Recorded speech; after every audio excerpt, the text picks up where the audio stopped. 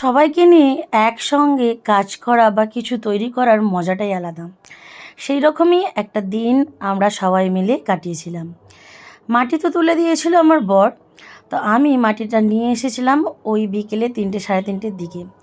এসেই আমি আর আমার আরেক জা মিলে আমরা প্রদীপ তৈরি করতে শুরু করে দিয়েছি।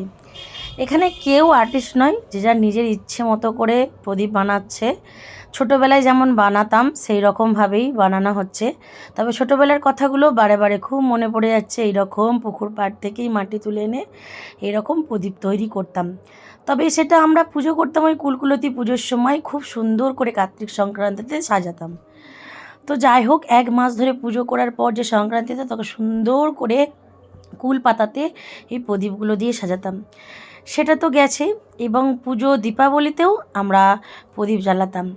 তো সেটাই যা বলছিল যে ছোটোবেলাতেও আমরা এরকম দিদিরা মিলে সবাই মিলে করতাম।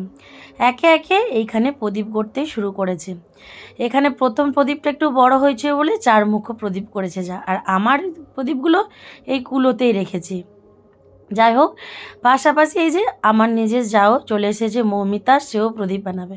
সেও বলছে ভালো বানাতে পারেনি। আমি বলছি কেউই ভালো বানাতে পারেনি, চলো সবাই মিলে একসঙ্গে বসে বসে আমরা প্রদীপ বানাই।